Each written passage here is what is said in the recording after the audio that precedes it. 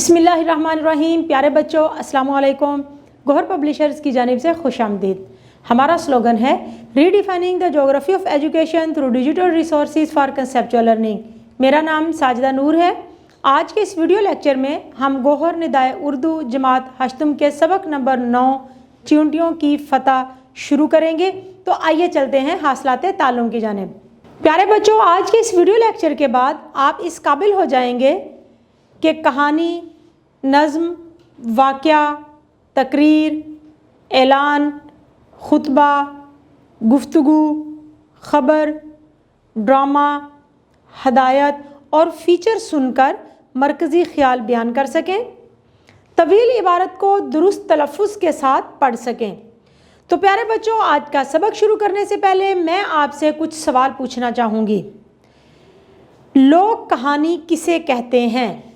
जी, बिल्कुल दुरुस्त जवाब है आपका। लोक कहानी ऐसी कहानियाँ जो नस्ल दर नस्ल मुंतकिल होती हैं और अपने अंदर इस्लाही मानी रखती हैं, यानी मुआशरे के अंदर ऐसी कहानियाँ जो एक नस्ल से दूसरी नस्ल तक जाती हैं और उनका मकसद मुआशरे की इस्लाह करना होता है। तो ऐसी कहानियों को लोक कहानी कहते हैं। दूसरा सवाल है, चींटियों की फौज ने सांप जैसे बड़े दुश्मन को कैसे शिकस्त दी? बिल्कुल दुरुस्त जवाब है आपका। इत्तफाक, इत्तेहाद और यकजहती की बदौलत सांप जैसे बड़े दुश्मन को छोटी नन्ही मुन्नी सी मखलूक ने शिकस्त दे दी। तो प्यारे बच्चों, आइए चलते हैं ख़ास अल्फाज की जानिब। बुलंद ख़वानी शुरू करने से पहले हम ख़ास अल्फाज और उनके मानी देखेंगे ताकि सबक का मफ़हूम समझने में आसानी हो। पज़मुर्दा, कमलाया हुआ, मुरझाया हुआ, गुंजान, घना या भरा हुआ, पेचोताप, गम व गुस्सा, बेचैनी, हाव हो, दर्द और कराहने की आवाज़, नाला व फरियाद का मतलब है रोना पीटना, निडर, बहादुर। तो प्यारे बच्चों, आइए शुरू करते हैं सबक चींटियों की फतह की बुलंद ख़वानी। तो प्यारे बच्चों, इस सबक में हम देखेंगे कि किस तरह एक सांप गुरूर और तकब्बुर से भरा हुआ था। तब किसी दूसरे जानवर को वो अपने मुकाबिल नहीं समझता था, हकीर समझता था, लेकिन फिर नन्ही मुन्नी छोटी छोटी चींटियों ने मिलकर उसके तकब्बुर को, फ़ख्र को गुरूर में मिला दिया। तो आइए शुरू करते हैं आज का सबक। मौसम गर्मा की झुलसा देने वाली लू ख़त्म हो चुकी थी। बरसात का आगाज़ होने वाला था। हवा बंद थी, हब्स बढ़ रहा था। घने जंगल में हवा का गुज़र ना हो तो पौधे तक पज़मुर्दा हो जाते हैं, यानी मुरझा जाते हैं। शेर अपनी कछार में बैठा घुटन महसूस करता है। कीड़े मकोड़े तक अपने बिलों से बाहर आ जाते हैं। सांप भी अपनी बाम्बियाँ छोड़कर बाहर निकल आते हैं। तो प्यारे बच्चों, इस पैराग्राफ में हमने पढ़ा कि जब मौसम गर्मा का इख्तिताम होता है तो उसके बाद फिर मौसम बरसात शुरू हो जाता है, जिसमें हब्स बढ़ जाता है और उसका असर ना सिर्फ इंसानों पर बल्कि जंगल के तमाम जानवरों पर भी होता है।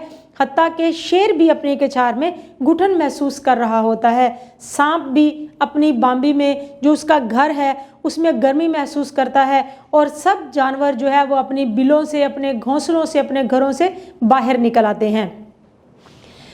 आबादी से बहुत दूर एक वसी और गुंजान जंगल था। गुंजान का मतलब है भरा हुआ, जिसमें बहुत ज़्यादा दरख्त हों, झाड़ियाँ हों, पौधे हों, जिसमें परिंदे, चरिंदे और दरिंदे वगैरह रहते थे। नशेब में एक सांप की बाम्बी थी।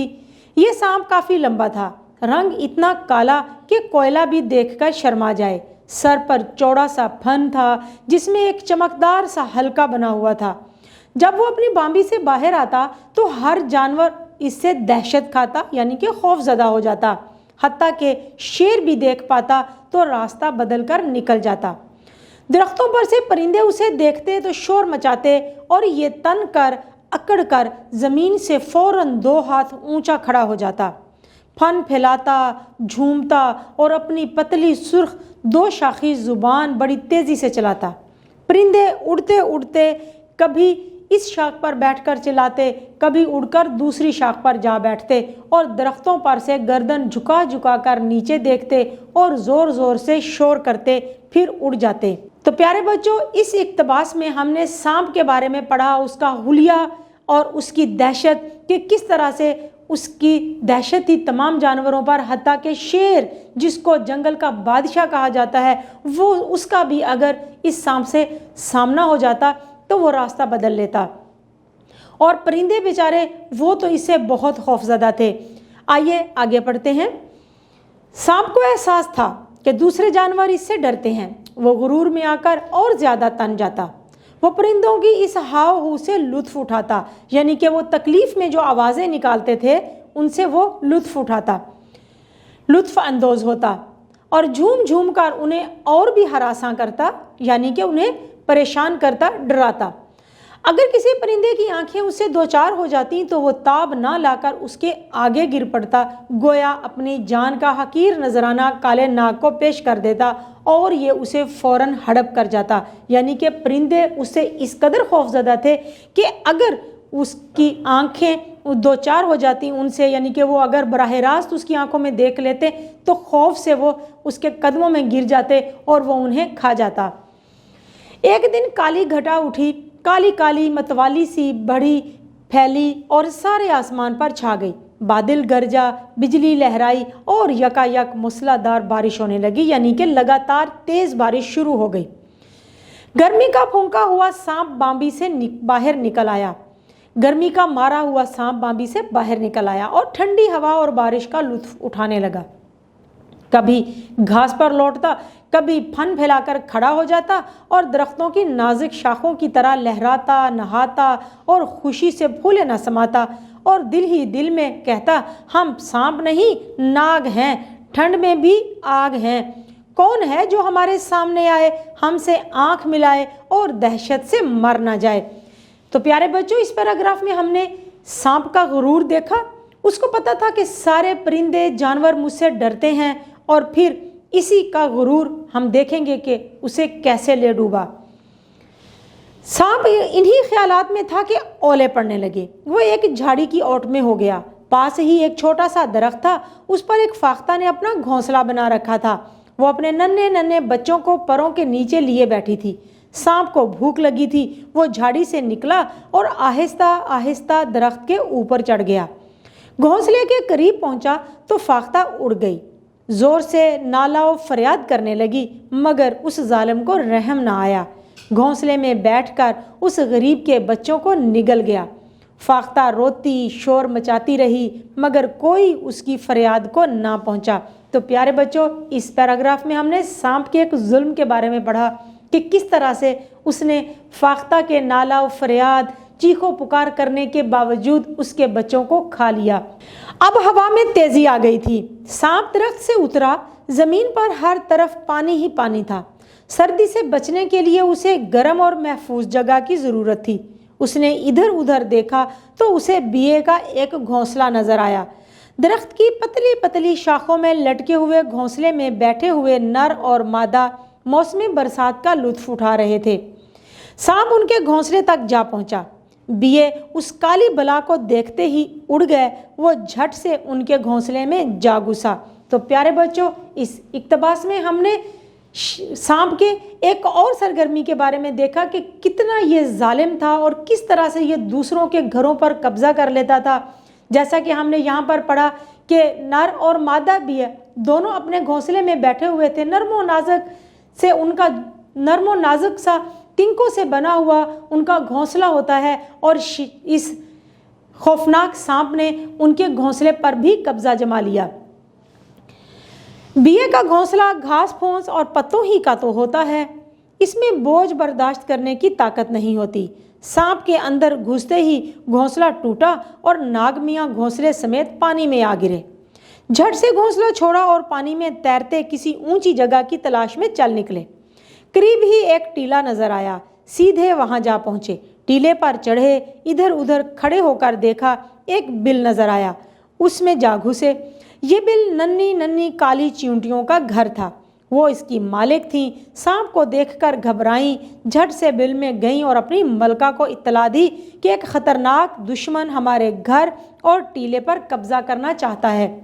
ये इत्तला पाते ही मलका ने अपनी फौज को हुक्म दिया कि दुश्मन को मारो और भगा दो।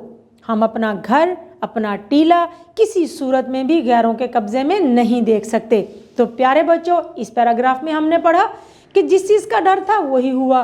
बीए का घोंसला तो वो सिर्फ घास फूस से बना होता है, वो सांप का बोझ बर्दाश्त ना कर पाया और टूटकर नीचे पानी में जा गिरा।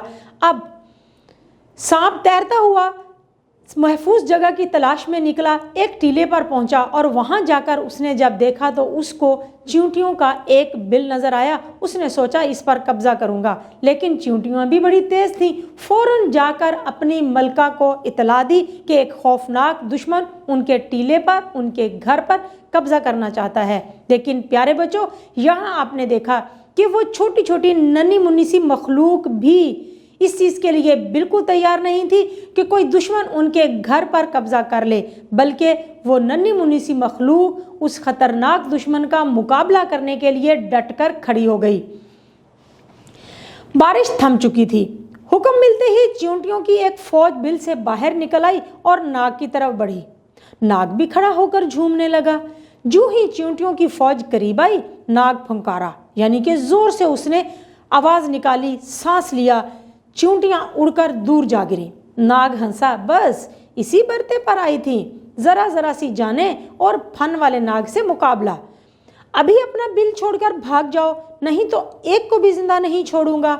नाग अपने दिल ही दिल में खुश था कि ये पाला मार लिया, यानी कि ये मैदान मार लिया। अब ये टीला हमारा है, ऐसी जगह हमारी ही शान के शायां हैं, अब हम ही यहाँ रहेंगे। तो प्यारे बच्चों, इस पैराग्राफ में हमने देखा कि किस तरह से चींटियां नाग पर हमला करने के लिए जब आईं तो पहले ही हमले में उनको पीछे हटना पड़ा, क्योंकि वो ताकतवर दुश्मन था। लेकिन क्या चींटियों ने हार मान ली? क्या नाग जो कह रहा था कि ये मैदान हमारा है और इस टीले पर अब हम ही रहेंगे, तो वो इसमें कामयाब हो गया? नहीं। आगे चल के देखते हैं क्या हुआ। उधर चींटियों ने तहैया कर रखा था कि अपने घर पर दुश्मन का कब्जा किसी सूरत में ना होने देंगी। वो बार बार नाग पर हमला करती, उसकी फुंकार से दूर जा पड़ती, मगर किसी कीमत पर हिम्मत हारने को तैयार ना थी। मलका ने जब पहले दस्ते को बेअसर देखा तो उसने अपनी ताज़ा दम फौज को नाग के पीछे की तरफ से हमले का हुक्म दिया। ये फौज नाग के पीछे आकर खड़ी हो गई और आहिस्ता आहिस्ता आगे बढ़ने लगी। चींटियों की सामने की सफ भी आगे बढ़ी और नाग के करीब आ पहुंची। अब वो हर तरफ से घिर चुका था।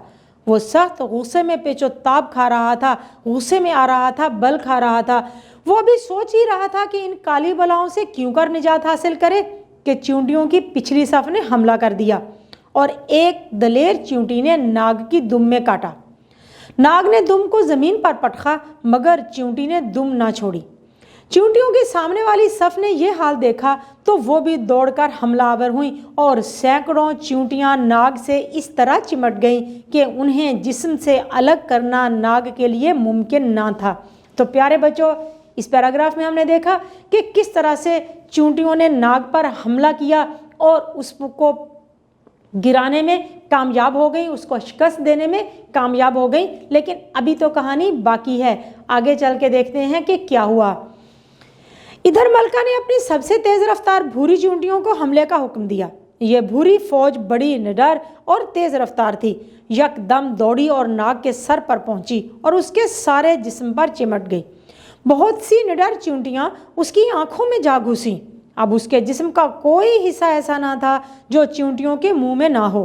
वो नाग का खून चूस रही थी। नाग की सारी शेखी करकरी हो चुकी थी, यानी कि जो वो गुरूर था उसका ख़त्म हो चुका था। उसने भागकर जान बचाने की कोशिश की, लेकिन ये भी मुमकिन ना हुआ।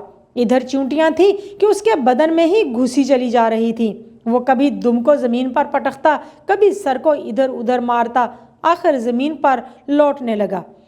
इस तरह बहुत सी चींटियां जख्मी भी हुईं, लेकिन हज़ारों लाखों में से अगर सैकड़ों जख्मी भी हो जाएं तो क्या फ़र्क पड़ता है। नाग का सारा जिस्म जख्मी हो चुका था, जगह जगह से खून रिस रहा था। चींटियां उसकी बोटियां नोच रही थीं।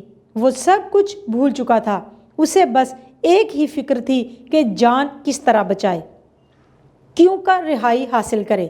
ادھر چیونٹیوں کی فوج میں دم بدم اضافہ ہوتا جاتا تھا، یہاں تک کہ ناگ کا سارا جسم چیونٹیوں میں غائب ہو گیا اور وہ بے دم ہو کر زمین پر گر گیا۔ اب اس کی طاقت جواب دے چکی تھی، چیونٹیوں نے اس کا زہر تک چوس لیا تھا، اس کی پھنکار گلے میں اٹک کر رہ گئی تھی، آنکھوں کی چمک تاریکی میں تبدیل ہو چکی تھی اور آخرکار وہ موت کی نیند میں جا سویا۔ پیارے بچوں، اس پیراگراف میں ہم نے پڑھا کہ کس طرح سے چیونٹیوں نے اس سانپ کو مار گرایا، کس طرح سے اس کو بھاگنے پر مجبور کر دیا، لیکن وہ بھاگ بھی نہیں سکتا تھا، اور کس طرح سے چیونٹیوں نے آخرکار اس کو اس کے انجام تک پہنچا دیا، یعنی کہ اس کو ختم کر دیا۔ چیونٹیوں کی یکجہتی اور اپنے گھر کے دفاع کا یہ نظارہ جہاں بہت دہشت ناک تھا، یعنی کہ خوفناک تھا، وہاں روح پرور بھی تھا، یعنی کہ بہت خوشگوار بھی تھا، پرسکون بھی تھا۔ دشمن ہمیشہ بڑا بن کر آتا ہے، مگر جب فریق مقابل کی یکجہتی سے ٹکراتا ہے، یعنی کہ اتحاد سے ٹکراتا ہے، تو پاش پاش ہو جاتا ہے، ریزہ ریزہ ہو جاتا ہے، ٹکڑے ٹکڑے ہو جاتا ہے۔ ناگ مر گیا، مگر چیونٹیوں نے اسے پھر بھی نہ چھوڑا۔ اب وہ اسے اپنی خوراک بنانے کے لیے گھسیٹ کر بل میں لے جانے لگی۔ اتنا بڑا ناگ اور ذرا ذرا سی جانیں، مگر آفرین ہے ان کی یکجہتی اور اتحاد پر کہ سب کی سب مل کر زور لگانے لگیں اور اسے کھینچتی گھسیٹتی بالآخر اپنے بل میں لے ہی گئیں۔ اب وہ برسات بھر اس کا گوشت کھائیں گی اور فتح مندی کے گیت گائیں گی۔ تو پیارے بچوں، اس آخری پیراگراف میں ہم نے ایک سبق سیکھا ہے، وہ یہ کہ اتحاد یکجہتی کی بدولت بڑے سے بڑے دشمن کا بھی مقابلہ کیا جا سکتا ہے، لیکن اگر ہماری صفوں میں اتحاد ہو تو۔ ابھی ہم نے دیکھا کہ کس طرح سے چیونٹیوں نے اتنے بڑے دشمن کو مار گرایا اور پھر اس کو اپنے موسم برسات کی خوراک بھی بنا لیا۔ تو اس چیز کو ہمیشہ ذہن میں رکھیے گا کہ اتفاق میں، یکجہتی میں اور اتحاد میں ہی برکت ہے۔ پیارے بچوں، امید ہے کہ آپ کو آج کا یہ ویڈیو لیکچر بہت اچھا لگا ہوگا، یہ کہانی بہت اچھی لگی ہوگی۔ اپنے سبق کو دہرانا مت بھولیے گا۔ انشاءاللہ اگلی ویڈیو میں اگلے لیکچر کے ساتھ پھر ملیں گے، تب تک کے لیے اللہ حافظ۔